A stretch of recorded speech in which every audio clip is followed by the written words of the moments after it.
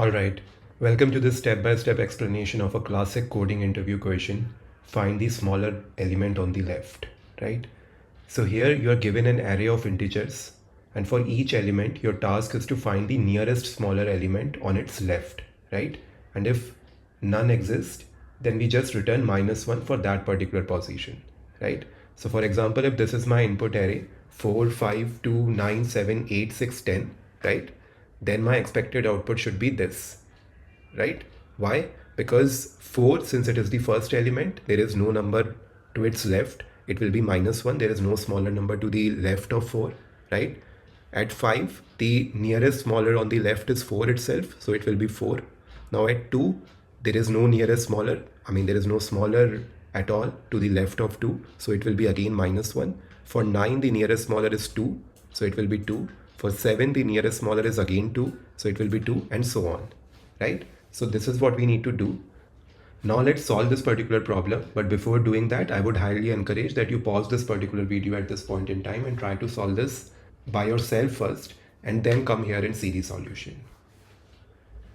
Okay, so what we do is, we start traversing this array from the left to the right, right? And at every index, we are actually supposed to find the smaller element that we have seen closest to the current number so far, right? So now at 4, it will be -1. Since there is no element to its left, it will be -1 straight away, right? At 5, right, it will be 4, right?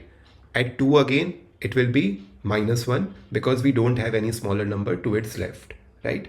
Now just see over here. Now sitting at 2, I don't know what is the next number that is going to come. I don't know yet, right? Let's say that number is x, right? Now what are the different possibilities that I have for x, right? First is that maybe it is greater than the previous number, that is 2, right? In which case the nearest smaller number to it would be 2, right? But if that's not the case, right, and x is actually lesser than its previous number, which is 2 again, then the next possibility for the smaller number could actually be the previous smaller of 2, right? And so now what we do is we can just compare x with the nearest smaller of 2, right? And now again in this comparison also we will have two possibilities. First, x is actually greater than that number, right? The nearest smaller number of 2, maybe x is greater than that particular number, and in that case that number will be the nearest smaller of x as well, right? And the second possibility is that x is lesser than that number also, right? And in that case, now again I should compare it with the next nearest smaller number of that number, right? And I need to keep doing this until I actually find a number which is lesser than x, right? And in case I don't find any such number, then I can just return -1 for it, right? Hence now, as per our logic, we will need to compare the current number, right? Whatever is the current number that we are at right now, with its immediate previous first, right? And then keep comparing with the nearest smaller numbers in sequence, right? And so I actually need to store all these nearest smaller numbers till any given number in a data structure so that I can compare them with the upcoming next numbers, right? One by one. And since I need to compare starting from the previous number first, which will actually be the last number to be added in that data structure, I need to select a data structure which supports LIFO order, right? Last in, first out. And hence I can actually make use of a stack over here, right? So I will just traverse this particular array from the left to the right, and at the first number, I will just push the first element itself in the stack, as that's the only number I have seen so far, right? Now at the second index, I will compare the current number with the top of the stack, right? And in case if the top of the stack is actually lesser than the current element, then this will be the valid nearest smaller number of the current element, right? And I will just append this number in my result array, right? And if that's not the case, if my current number is actually lesser than the top of the stack, then what I will do is I will just pop out the top element from the stack, since it's not the nearest smaller, right? And compare the current number with the new top, right? But here in this particular case, at the second index, since we would not have anything left in the stack after the first pop, we can just return -1, right? And now after finding the nearest smaller, we will just push the current element into the stack so that we can start by comparing the next number with this one first, right? And we will just do this with all the elements of the array, and finally our resultant array that we are maintaining will have the nearest smaller on the left for every element in the input array, right? So let's actually walk through an example. The idea is that we traverse this particular array from the left to the right, right? And for each element, we check the top of the stack. If the top of the stack is greater than or equal to the current element, it cannot be the answer, right? So we pop it, and after popping all the greater or equal elements, if the stack is still non-empty, the top of the stack will actually be our answer, right? And if the stack is empty, we will just use -1, right? And finally, we push the current element to the stack for the next iteration, right? So let's actually go through an example now. So if you see over here, this is my input array, right? This is entirely the input array, and now I'm going to traverse this array from the left to the right. So we start with the first element, that is 4. The stack is currently empty, right? So there is no smaller element to the left, and we store -1 in the output like this, right? And then we push 4 onto the stack, right? Next number is 5, right? The top of the stack is 4, right? Which is smaller than 5. So the nearest smaller element is 4, right? And so we add 4 to the output and push 5 to the stack like this, right? Now we move to the next element, which is 2, right? We pop the elements from the stack until we find one smaller than 2, right? So 5 is not smaller, 4 is not smaller, and now the stack is empty. So we store -1 in the output, right? And push 2 into the stack like this. Then we move to the next element, which is 9, right? Top of the stack is 2, which is smaller. So we record 2 in the output and push 9 to the stack. Now we move to 7, right? Top of the stack is 9, which is greater. So we pop 9, right? And now the top will be 2, which is actually smaller. So we store 2 in the output and push 7 to the stack, right? Now the next element is 8. Top of the stack is 7, right, which is smaller. So we store 7 in the output and push 8 to the stack like this, right?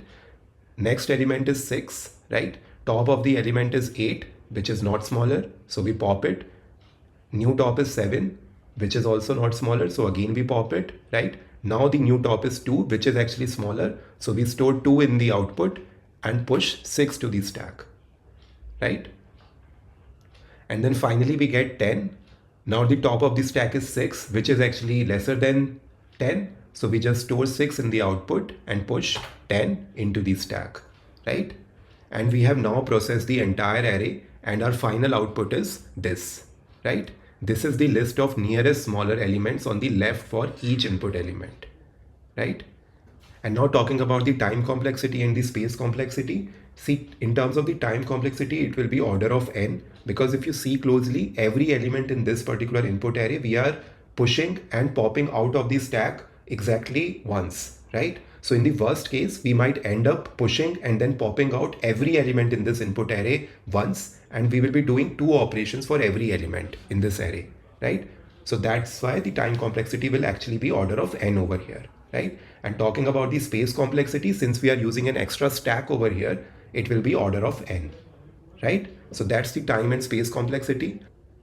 Now, one thing to note over here is that this pattern using stack to keep track of candidates for previous smaller elements is a super important trick in the coding interviews, right? You will see it in problems like next greater element, stock span problem, largest rectangle in histogram, and many others, right? It's a very common theme in interviews, right? So now let's code this particular solution. All right, so let's code this particular solution now. First of all, let me just declare this function called left smaller like this, and this will accept an input array like this. Let me just correct this. And now to start with, let me just capture the length of this particular input array in a variable n, right? And I will just declare an empty stack and also a result array which will hold my output, right? Now what I will do is I will just traverse this particular input array from left to the right like this, right? And now what I will say is at every element, I will first check if my stack is actually non-empty, right? And the top of the stack like this is actually greater than or equal to my current element like this, right? In that case, if it is greater than or equal to my current element, the top of the stack, then I will just pop from the stack like this, and I will move on to the next element, and I will keep doing this till either I get a smaller element than the current element or my stack becomes empty, right? And then in that case, now I will just declare a local variable over here, smaller, right? And I will assign the top of the stack to this particular smaller element in case my stack is actually non-empty like this, right? Otherwise, what I'll do is I'll just assign -1 if my stack is empty, right? And then I will just append this smaller variable that I declared in my result array, right?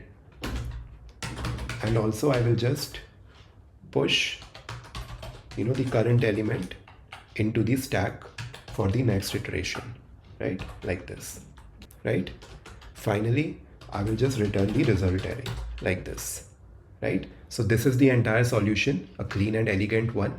Now maybe what we can do is we can quickly test it. So what I'll do is I'll just declare an array over here, right? And it can be something like maybe 4, 5, 2, 9, maybe 6, 8, and 10, right? So now let's print the output of this particular left smaller function when called on this particular array, right? And let's see what is the output. So the output is -1, 4, -1, 2, 2, 6, 8, right? Which is actually the correct output. You can actually check it, right? So this is the entire solution. I hope you understood it well. And now I will see you in the next video. Thank you.